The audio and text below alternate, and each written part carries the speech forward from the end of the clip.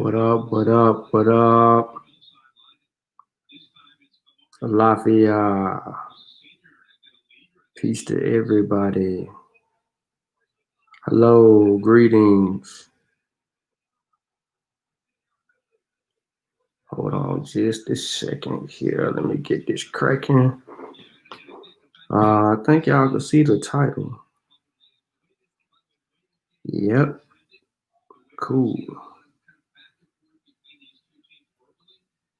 How y'all doing this evening? Everybody good? Cool. All right. Just want to make sure. I ain't gonna hold y'all up too long. I'm actually gonna be brief. But I'm gonna go ahead and let me share my screen. Let me do my thing. And we double check and make sure everybody can see it. Oh yeah. Sneaking in this thing, man. I get to reading too much.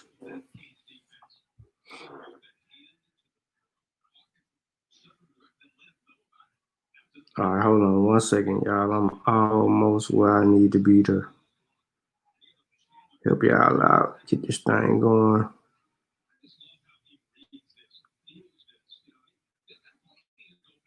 Hope everybody having a good evening. I don't expect too many people to pop up, but if you do, you do. Appreciate it.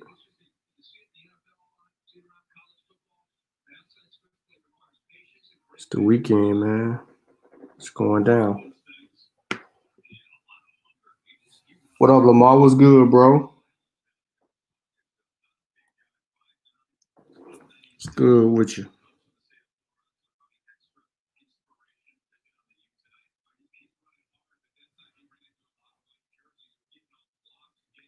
Y'all watching football in the pandemic? It's better to watch it on TV than be exposing yourself. All right, so I'm gonna make it brief. I don't want to take too much people's time. I'm gonna go ahead and get started. You can see the title. Let me see if you can see the title. Let me unshare my screen real quick.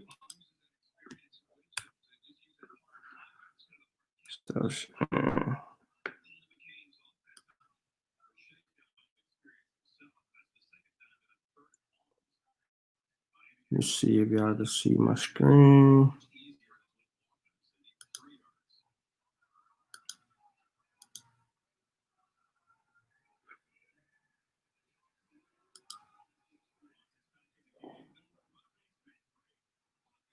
Am I on the screen yet? What's going on, Wanda? How you doing? All right, I'm on your screen now.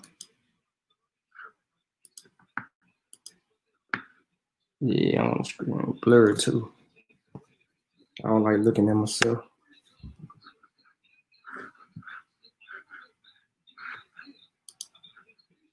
All right. Let me see if I'm on y'all screen now.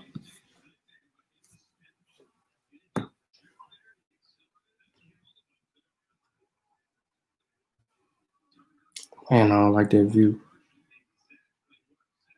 All right, so again, man, this little brief little conversation about Timbuktu in North America, as you can see on my screen. Yep, I said Timbuktu in North America. It's the African power. Okay. All right. Yeah, man. So yeah, Timbuktu in North America. What y'all know about that? And as you see the description at the bottom, you know, make sure you can go on Kofi Pie purchase Volume 2 and 1 before bed. All available at coffeepotsitv.com in the learning section. So,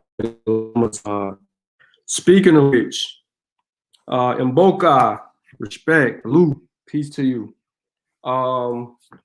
Speaking of such, real quick, let me grab something real quick before I get going.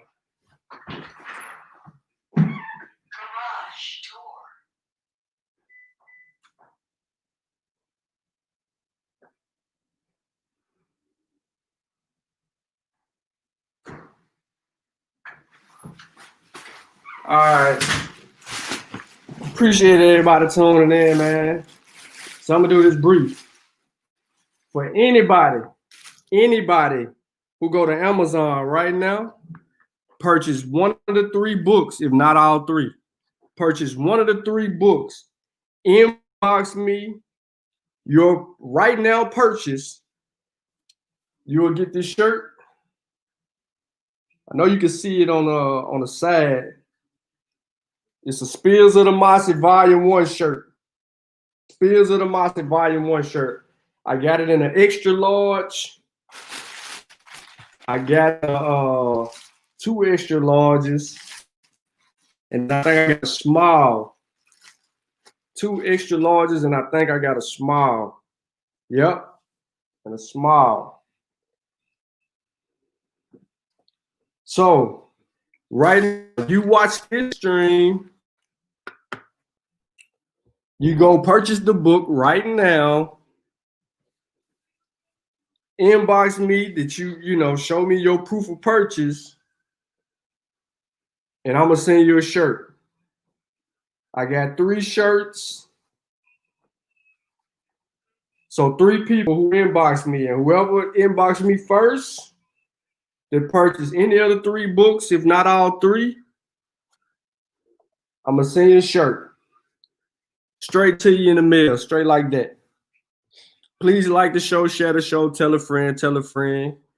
The Mossi and the Kofi Pasa research team back at it again. So again, you purchase the book right now.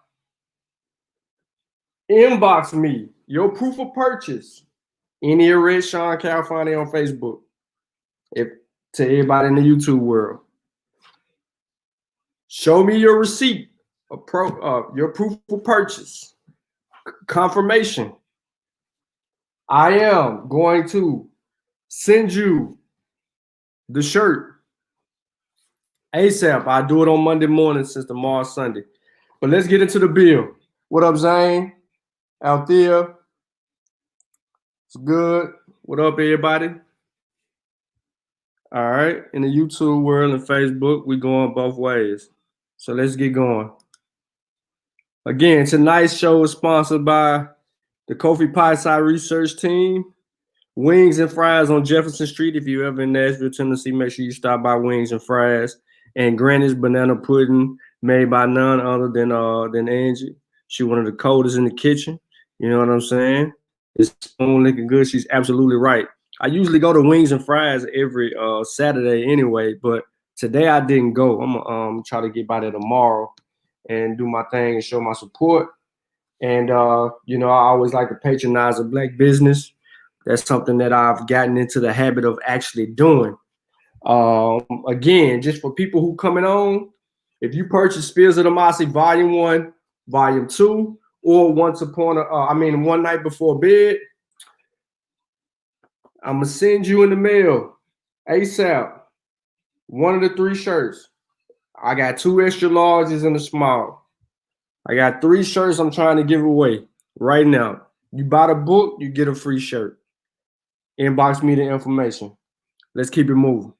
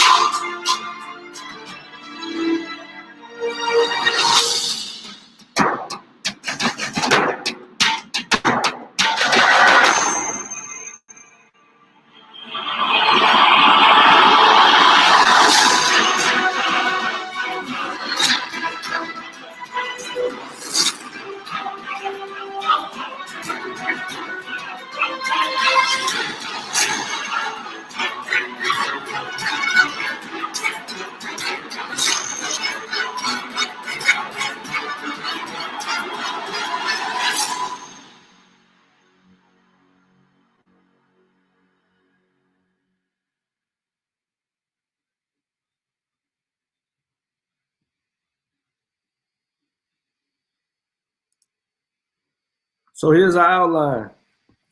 Of course, I got a couple research questions. I'm gonna give you my hypothesis. We'll talk about the origins of Timbuktu. We'll talk about how Timbuktu in America was created. We'll talk about the African influence in America inside of that, and then then my conclusion. Let's proceed. What up, Rand? What's good, bro? So here's a research question, just 3. I'm gonna keep it simple, just so I can get through this. We can grab something from this bill, and we can share with everybody that you may be interested in this particular information. So how did the West African city make its way to North America? That's one of the questions. How many of these cities exist in North America? That's another good question. And who played a role in naming these cities? That's also another valid question. So let's set out to answer these questions scholastically and see what we can learn from. All right, so here's my hypothesis. When Africans first stepped foot on North American soil, they brought with them bits and pieces of their own culture. Unknowingly, a lot of the women hid certain seeds and things of importance in their hair to continue their way of life despite the horrific travels crossing the Atlantic. I believe the Africans wanted to reclaim some of the things that made them whole. I believe we can find distinct locations across the country that would show some type of homage being paid toward the motherland, and the people who played a role in naming these cities are no doubt of African ancestry. That's my hypothesis. Now, the origins of Timbuktu was founded by the Magashaharan Tuareg towards the end of the 5th century of the Hijra. Now, they would come there in the summer to graze their herds on the banks of the river at the village of Ahmadiyya, where they encamped. Then in the rainy season, they would return northward by stages of Arwen, their farthest point in upper lands, and encamp there.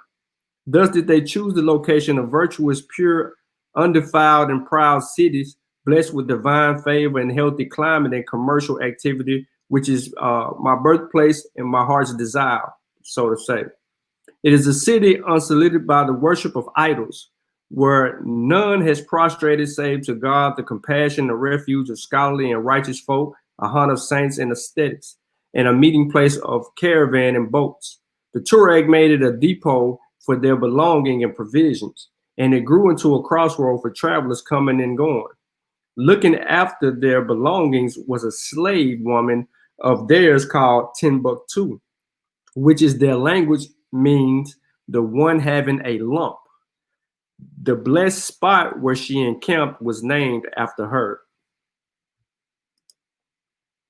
So as you can see, you're familiar with Timbuktu, it's a good view, aerial view of Timbuktu on the lower end, facing the mosque. Now, more origins of Timbuktu. Timbuktu today is a small and dusty town of no distinction. Certainly, it was small and dusty when it was founded about 800 years ago. But then its importance was very great, for Timbuktu became one of the wealthiest markets of West Africa, famous far and wide for its trade and for learning of its scholars. Another image of Timbuktu, but this time from the ground. Now, how Timbuktu was created in America. Before we set out to answer the additional research questions, I wanted to make sure that Timbuktu in America had multiple locations, and 2 resided on the eastern coast of North America along the Atlantic and the other on the Pacific coast. Now we can set out to answer the 2 additional research questions. What up, Devin? What's up, Charlie? How Timbuktu in America was created. I'm gonna give you 3 different accounts, so bear with me. I just want to make sure that everybody is pretty cool on what's going on with this whole scenario. In the mid-1800s, New York state law dictated that African Americans must own at least $250 in real estate or a house in order to obtain the right to vote. Determined to help would-be voters secure this right, abolitionist and real estate baron Garrett Smith, picture below, but I took the picture out, devised a scheme of justice and benevolence that he hoped would provide refuge to Black families. In 1846, Smith divided 120,000 acres of untouched land that he owned in the Aerodocks into 40-acre plots and began granting them to 3,000 free African Americans living in New York State. To secure the right to vote, settlers would have to cultivate the land to improve its value. But Smith believed this was feasible. The settlement was located in North Elba and was referred to as Timbuktu or Timbuktu by abolitionist John Brown. Brown himself purchased land near the settlement and made it his mission to help settlers adjust to a new way of life and learn the skills they would need to survive on the land. The project drew Black families from urban areas where they had previously held jobs as cooks, barbers, and domestic workers. For most, farming untouched land proved to be a massive challenge that they were not prepared for. Cutting down evergreens, clearing rocks, and securing money to pay taxes on the land were just some of the obstacles settlers were faced with.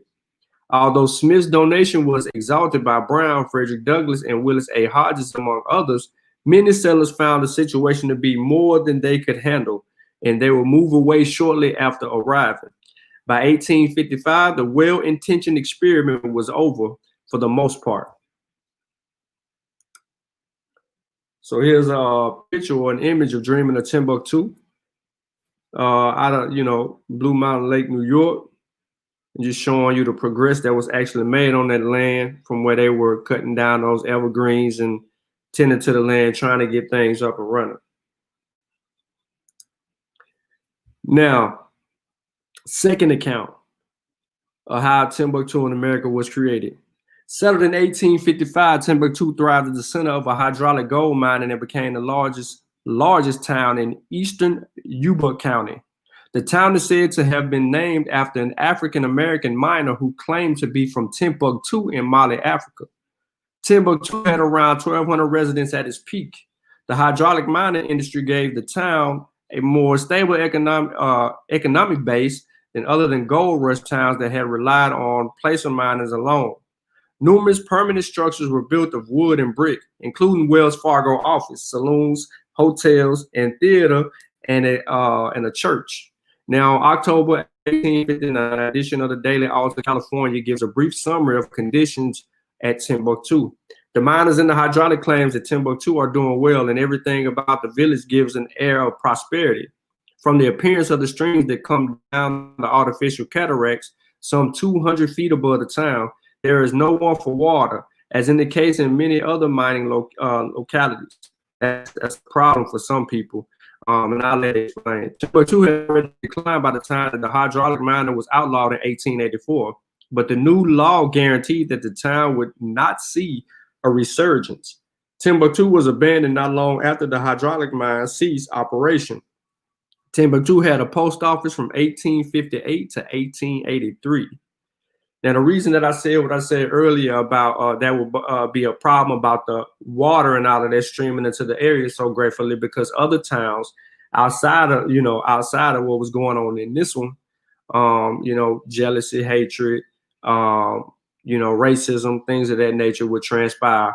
Hence, there was never no reemergence of Timbuktu. By the way, you heard me say something about the Daily Alta in California. This Timbuktu location was in California. So now we have one in New York, and now we have one in California. All right, there's an image of Timbuktu. And this right here is a lithograph of the actual town. A lithograph is pretty much like an art drawing, scanning of what it looked like at some point in time. Somebody sat up on a mountain and started drawing, and this is what they said the town looked like at one point. Looked pretty good.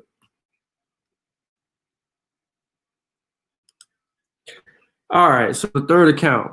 Timbuktu was one of a handful of remaining African American settlements that were founded in New Jersey during the first half of the 19th century. There's the third location. Settlement in what would later be known as Timbuktu began in 1826. When 4 African American men, okay, so we have 4 men, all believed to be escaped slaves from Maryland, purchased parcels of land from a Quaker businessman. The name Timbuktu first appeared on a deed in 1830, when just a handful of households had been established. At its peak in the 19th century, Timbuktu had more than 125 residents, a school, as well as a Zion Wesleyan Methodist Episcopal African church and cemetery. A geophysical survey conducted in 2009 identified about 70 grave sites in the cemetery, even though there are only 11 gravestones remaining. 8 of the 11 remaining gravestones are U.S. colored troops that fought in the Civil War. The remaining 3 stones are relatives of David Parker, an original settler and arguably the most prominent community leader and landowner in Timbuktu for several decades. Absence of stones on the majority of the graves in the cemetery has been attributed to the fact that the stone grave markers were a luxury that only people of means and recipients of veteran benefits could afford. Located along the north bank of the north branch of Rakokas Creek, Timbuktu was easily accessible from the Delaware River. This made Timbuktu a strategic location for the Underground Railroad. Timbuktu offered its settlers access to tidal waters and wetlands, as well as woodlands and fields for farming. Additionally, there was an opportunity for employment in 2 major brickyards located just north of the settlement. The brickyards were owned by the local Quakers who supported Timbuktu development by selling land, providing employment, and in some cases, providing mortgages. During the initial settlement period, Timbuktu was bound by the Rakokas Creek and what is now known as the Rakokas Road and Church Street. Blue Jay Hill Road was added at some future point. Timbuktu has been continuously occupied since its founding, and some current residents and landowners are descendants of the earlier settlers. So here's an image over there from Timbuktu, a stop on the Underground Railroad. As you can see, a more modern house in the background across from this site, and it's pretty cool. And then there's the memorial for the actual Civil War vets who participated. Yep. Conclusion. It was clear in the mid-1800s that Africans began to populate other parts of North America, and in their migration, they established their own sense of self and land.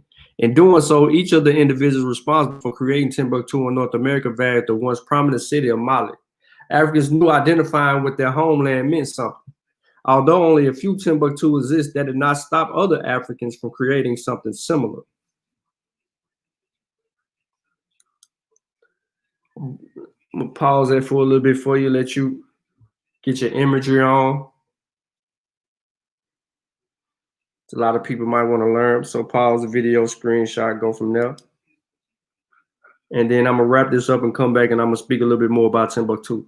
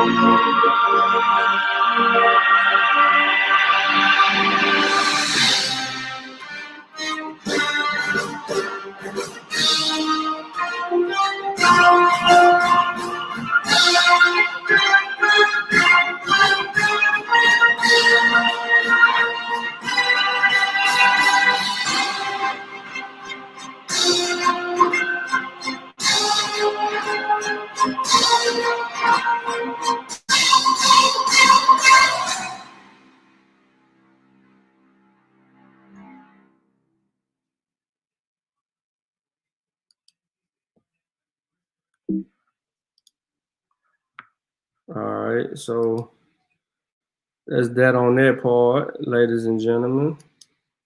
Now, I found it quite interesting that a lot of people don't actually talk about some of the things that the majority of our ancestors did in their day before actually becoming what some people say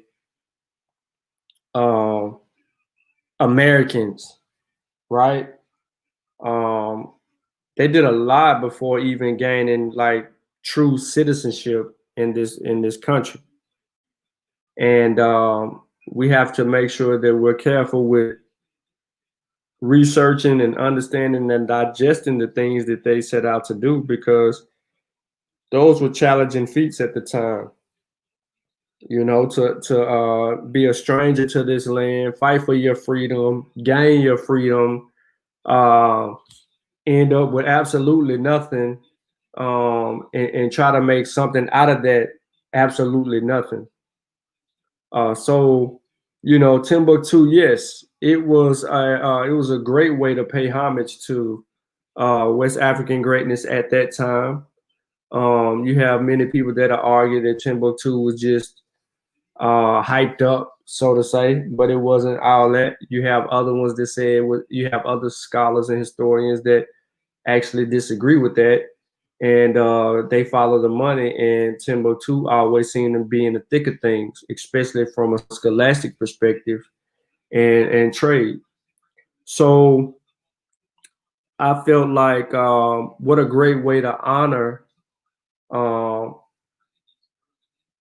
this city in Mali, the way that it was for those you know ancestors from the mid to late 1800s, just to name a town or a city or something they established after that. That goes to show the influence that West Africa and Africa as a whole, uh, the continent, had on the Americas. Um, so yeah, I don't want to make this too long or drawn out, but I do want to thank everybody for tuning in.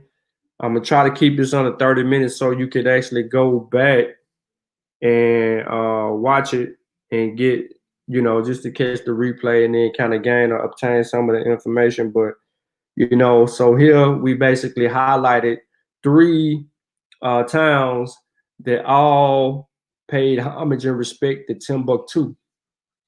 And, they named their towns after that. Now, the spelling is a little bit different, and you would expect that because at a time, Africans were coming out. Some of them were coming out of slavery. Reading and writing just wasn't a big old thing. So the way it's spelled now versus the way it was spelled then, of course, they weren't gonna be able to figure that out. So, like I said earlier, man, during the build, I said anybody who purchases Spears of the Mossi Volume 1 or Volume 2 and or one night before bed during this broadcast, if you inbox me your receipt or proof of purchase or confirmation from purchasing the book, one of the three books, if not all the books, I am going to send you a free Spears of the Mossi Volume 1 shirt. I'm gonna send it to you. Now I only have 3 sizes. I got 2 extra larges and a small.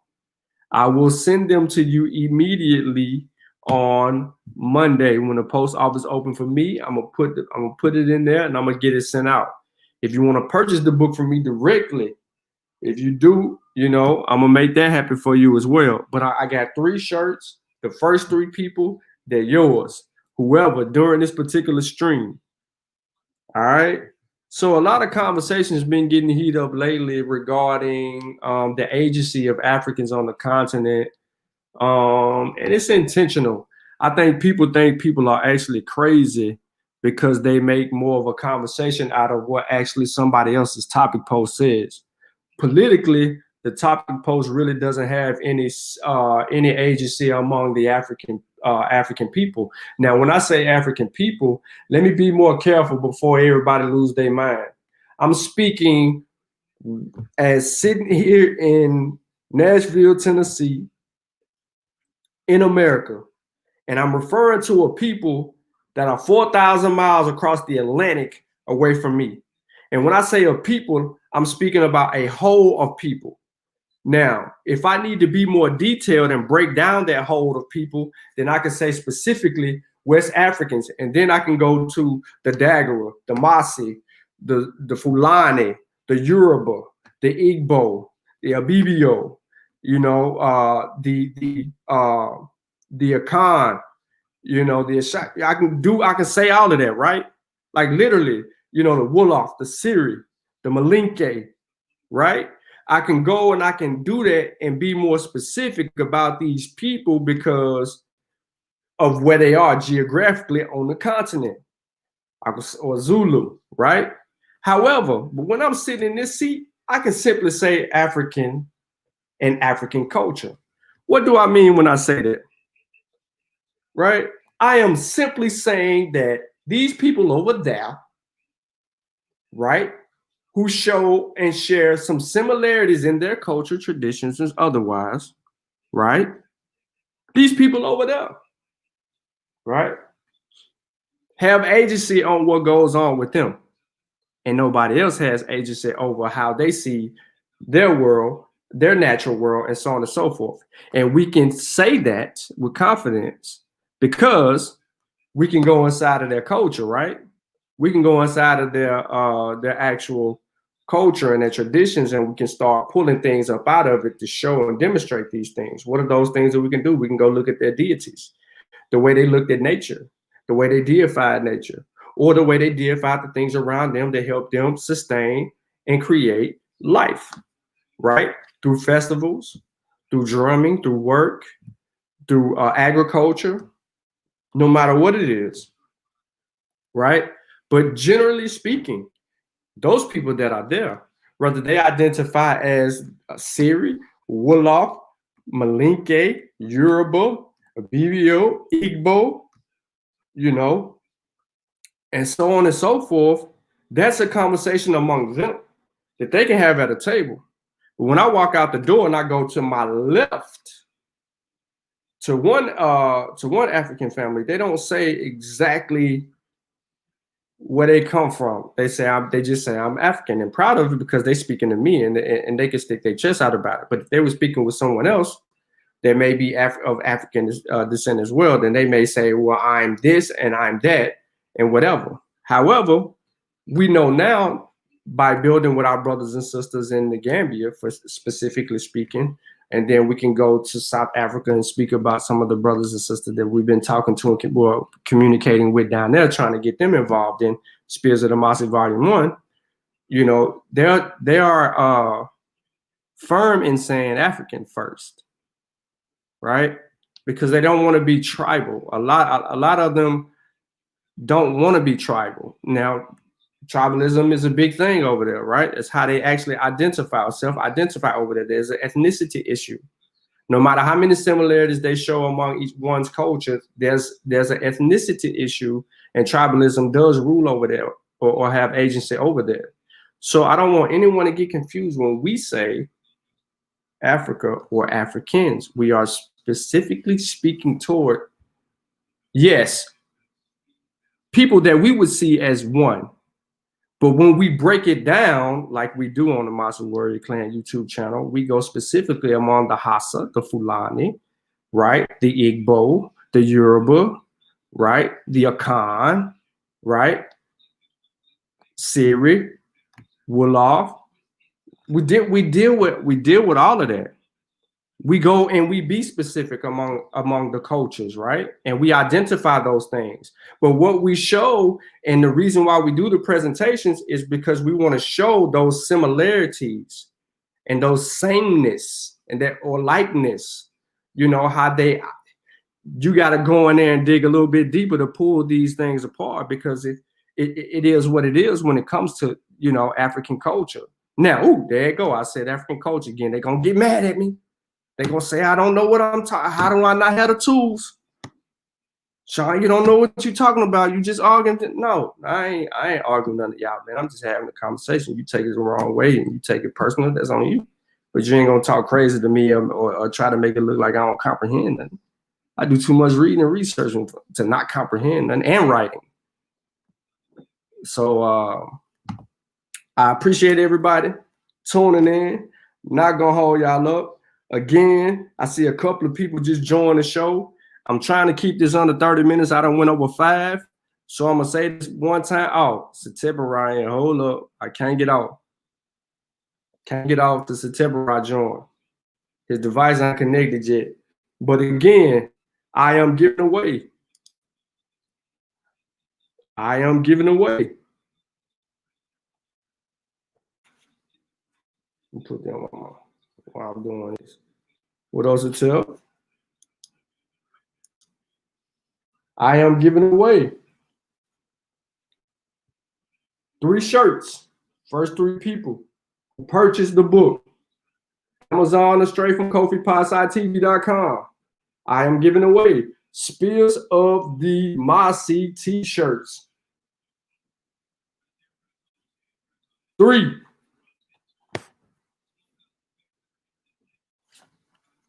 Free. You buy a book, I'm sending you a shirt. Straight like that. Not playing no games. That's how I'm coming with it. So you purchase the book, volume 1, volume 2, or one night before bed, tonight, during this stream, inbox me, I'm shipping you the shirt. Free. You ain't paying no shipping, nothing. Free. But I'm gonna cool it right there, man. And real quick, I'm gonna see if my brother Satep Rock got anything that he want to add. You know what I mean? I know you kind of busting the moves, Satep. Did you wanna speak to the people? If you got time.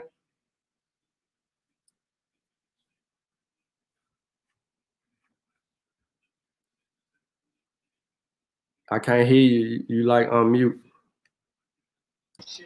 There you go. All right, you in there.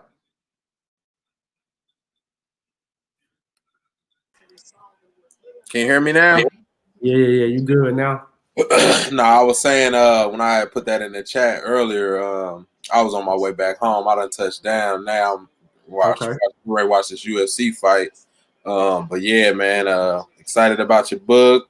Mine ain't came in just yet, but I know what's up, man? Because people in Cali got their book, and New York got their book, and then it's like you, Chill, Kofi ain't got. You know what I'm saying? And I done sent, man, that's crazy. It'll be here. It'll be here. We ain't, that ain't no big deal. I'm just saying, because I was gone. I've been gone since Thursday. So. Oh, okay. Yeah. But yeah, man, I'm proud of you for real, man. Like I said, I'm proud of you. I just jumped on the stream, so. But I see you giving away some shirts and shit. So yeah, man, I'm just proud of you, man, and keep up the good work. The haters gonna hate. What Unc say? Spears is flying, pseudos crying. Yep. So yeah, man. Just again, man. If you purchase volume 1, volume 2, or volume 3 tonight, right now during this stream, I will ship you out a Spears of the Mossi T-shirt. I will ship it out to you free. Just show me your receipt, your proof of purchase from any of the 3 books that we have out right now, and I'm gonna make sure that you get your shirt when you send it to me. Now I only got, again, I got 2 extra larges in the small, so you know what I'm saying. Your kid will look real nice in this shirt for some of y'all, or your better for significant other. You know what I'm saying? Look real good repping the Spears of the Mossi Volume 1. So, show me your proof of purchase tonight. It's got to have today's date on it and all of that. And I'm going to send you the shirt, And again, look forward to other products that we will have coming out. And, Satep, you see you getting the B-Day love over there, Satep. Zane. My bad, Sean. I stepped out the room. What you say? Zane left you a comment in the chat. Oh, okay. Peace, Zane. What's up? Shout out, brother Zane, man. I appreciate it, bro. Yeah, man. Y'all already know what time it is, so we're gonna beat up Satep about this real quick. Oh yeah, you got that other thing coming to you too, man. It's been put in to actually get you going. You know what I'm saying? So we got it. We got it. Well, Kofi made sure I get on Kofi a little bit, but make sure that Kofi took care of that so that you can make sure that you get that what you needed. Yes, sir. Yeah. So I can't wait till you get that there too. Kofi, man, what you got, man? You joining this Kofi the Great Griot. Yeah. What's happening, man? Shoot, I'm late, man. I didn't even know what time you were going live, man. What you got going on? I don't even know what you been talking about. Man, I'm actually done, man. I'm done. I like, what I'm saying, I came in, did my thing, ready to dip set. But for real though, while y'all here, man, I'm giving away T-shirts. You know what I mean? I'm giving away Kofi Pie Spears of the Mossi Volume 1 T-shirts. I got 3. Anybody who purchased the book from us tonight, and we get the confirmation proof of purchase, we're gonna get them out a free T-shirt. You know what I'm saying? That's what we're doing right now. So You know, I'm glad y'all joined up. You know what I mean? So we want to make sure that the people know that hey, you buy the book right now, I'm sending you a shirt straight up. Yeah, and what other authors is doing this in the community? Ain't nobody doing this, man. Ain't nobody giving y'all stuff for free. Flat out. Everybody want a fee. Everybody want a fee. Here at the Kobe Pieside Research Team, we try to look out. We want y'all to have the information so bad that we willing to spend our own money and give you something just to get it. You know what I'm saying? And a lot of the brothers, shout out brother Jehudi, I appreciate that. A lot of the brothers on the panel, you know, in volume one, we wasn't even charging shipping and handling for it. You know what I'm saying? Like, so it's like we ain't trying to get rich off this, man. We trying to, you know, spread this information, man. That's what this is about. So, you know, that's all I wanted to say. I don't think they really heard you about volume one, bro, because we was up in that post office not charging nobody a lick for shipping. Not a lick, dog. Like, not a lick, man. Like, for real. Like, not even worried about it. We trying to get the book out. We trying to get it to y'all. So think about how many people done bought that volume one. And, you know, not a lot of people had to pay that shipping and handling. You know what I'm saying? So it's like, you know, we ain't asking y'all for much. You know what I'm saying? We ain't really asked for nothing. We just want to get the shit in your hands. So, you know, we appreciate everybody that support us for real. Cause this ain't one of them schemes where we trying to come up on the community, man. We trying to put out work. And ain't nobody trying to get rich, dog, for real. Yeah, that's a fact. We definitely ain't trying to get rich. We just trying to get this. Not on this. I mean, I'm trying to get rich, but not doing this. Right. And Yeah, And go another ahead, Joe. thing, man, we just started our scholarship program, so we real proud of that. You know what I mean? And to be truthful, we didn't put a GoFundMe up, we didn't take a donation, we didn't do any of that. We did that all on our own dime. You know what I'm saying? As a group, as a collective, we did that on our own dime to make sure that we fund someone's education on the continent. You feel me? So while everybody else arguing with us or saying this, that, and the third, man, we actually are really trying to do the work, put the work out, and stand on something and let y'all see it come into fruition because we didn't think that it would get to the level that it is. We just thought we see an opportunity, we take advantage of an opportunity. Shout out to LaDosha and Chill, you know what I'm saying, for making a lot of things possible for us to move in the directions that we moved in. And we just trying to pave the way to show people like, hey man, we really can connect with our brothers and sisters on the continent and kill a lot of the noise and a lot of the doubt that people had or this confliction that our brothers and sisters, I am Boca over there, don't like us. Now they call us family over there. You know what I mean? And it's bigger than all of that, and we're gonna continue to make it bigger than all of that. But I'm really proud of us for the simple fact that we did put together a scholarship. Because you can't name one other organization or group of brothers or a research team or anything like that that's dealing with what we're dealing with at this time. It's not connected to us that has a scholarship funding for people on the continent. You know what I'm saying? So we do have something to boast about, and I'm more proud. I'm proud of us putting the works out. I'm also proud of every other step we've taken beyond that because we continue to, try to outdo our own self. So and that just Yep. take one dedication. Yeah, and be looking out. Can y'all hear me? Yeah, man. Go ahead and talk. Yeah. No, I'll just tell people to just keep looking out, man, for what we got going on, man, because um we got a lot more in store. Like he said, the scholarship, that ain't over. We got the scholarship with the Gay and Journal Skills Academy. Not only the scholarship, we got some other stuff that's planned that's coming out, which I have actually some of the family from Africa. Hopefully in the next 2 weeks we'll have them on the show. And we partnership with the school, all three of the schools in the Gayers Journal Skills Academy in Gambia. But we also gonna have another partnership, but I want them to announce it. So hopefully we'll be able to have some of our brothers from the continent on the panel, and they can discuss the partnership that we are a product that we partnership on that's going to be coming out of the Gambia area and over here in the United States area. So hopefully in the next 2 weeks, because they moving kind of fast on what we kind of discussed, and so I think the product gonna be out maybe in another maybe less than a month and a half. So be on the lookout for that, man. And I just want to say, and we all just want to keep uh showing our appreciation. So this is why we do things, man. This is why we try to, like, Sean and Satep say, giving, we giving stuff away. We not trying to get rich off of it. We just trying to get the product in your hand. We know this is some good product. Volume 1 is an outstanding piece of publication. I'm putting that on record. Volume 2 is also another great piece of or outstanding publication, I would say, which personally to me is my favorite right now. It's better than Volume 1 to me, but Volume 1 is great.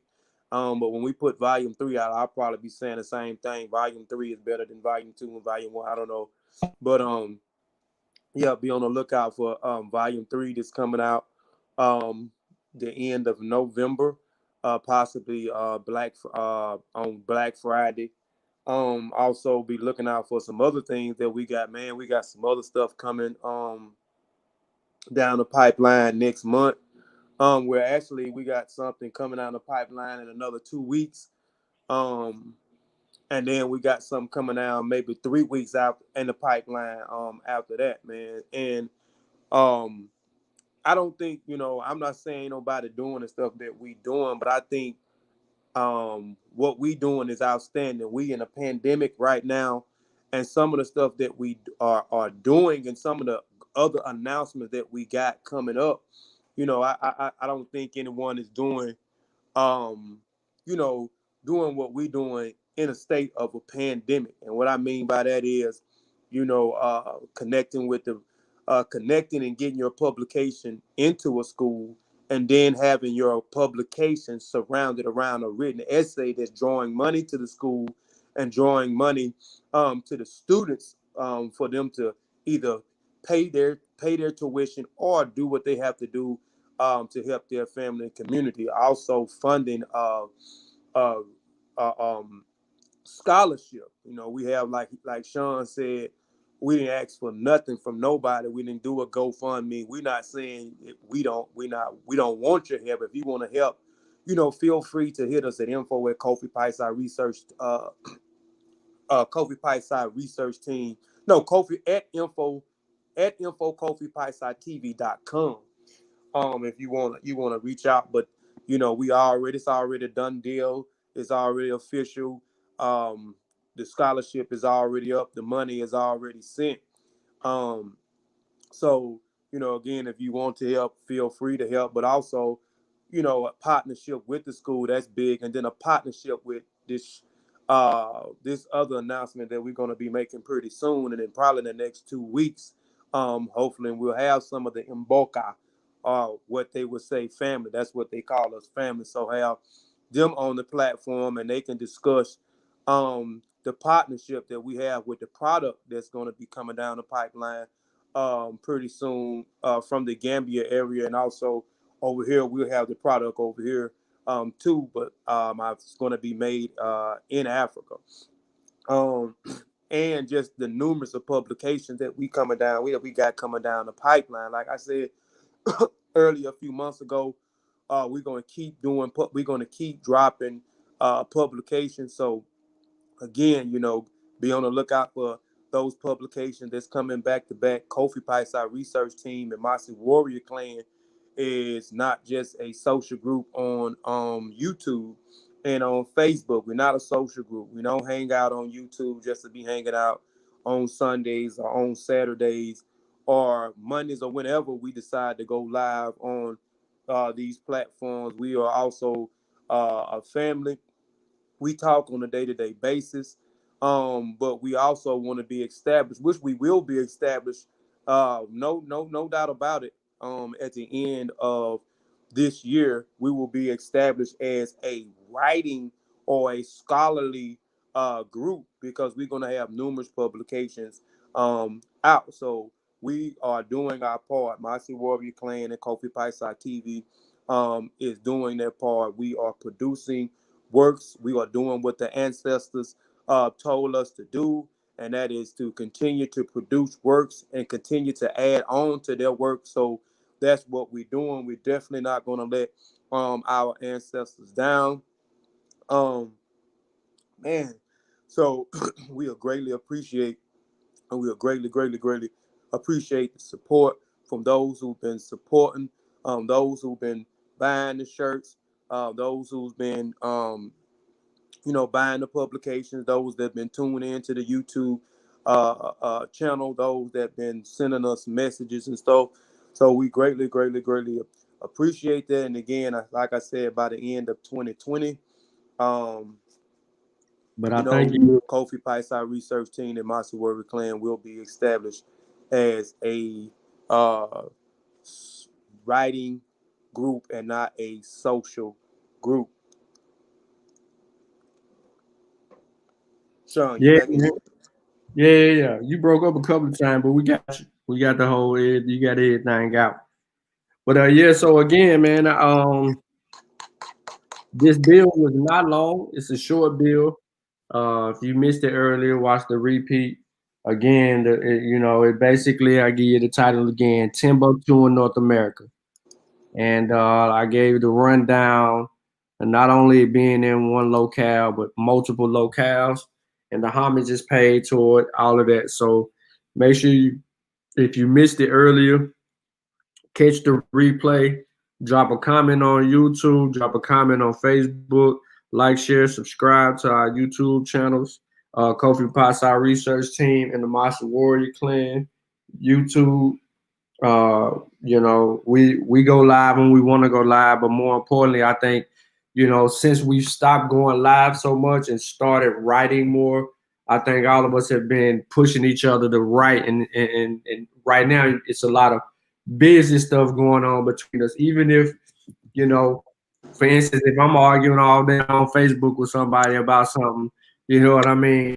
I've either already written or I'm in the midst of writing, but I always dedicate a few hours of my day to read and make sure that I get my stuff in so I can get my research on and further not only just learning for myself, but also making sure that I leave something behind for my kids and for my family in general because like being you get that ISBN number and you basically immortalize yourself. And when I write with the inspiration of representing everybody that I respect, love, and that I call family. I also write for everybody that I actually grew up with, who may not ever have an opportunity to open a book and read, who any longer, or just anybody that's doing something in my city, man, and coming from where we come from, knowing, oh man, Sean did this. I grew up with him. You know what I mean? I think that's inspirational because I done had conversations with people who actually have said that too. Like, at first they wouldn't even think that I would ever pick up a book and read a book. My cousin even said that to me when he came home. He was like, man, you reading books? I didn't think I ever see you read a book. You know what I mean? So it's a really big deal to help us build the literacy levels in our communities and our families and, in our own households and so on and so forth. So again, we appreciate everybody tuning in. That will be it. We're gonna say Yeah. Shalom Hotel Hold on, party. Sean, real quick. Real quick, Sean. Man.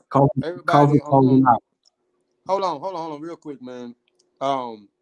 Tomorrow tune in to Kofi Paisa TV. Tomorrow we'll be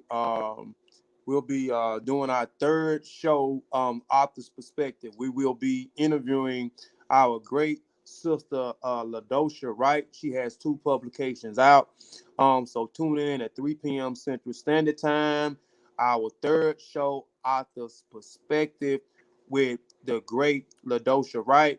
And tune in Monday at 7 o'clock back to this station, the Mossi Warrior Clan. I will be presenting a presentation on Bay Beret. who is a chief of the Timney people, but he was also a master strategist who went up against the British. So tune in for that on my Warrior Clan at 7 p.m. on Monday. Again, we greatly appreciate you, man. That's all, Sean.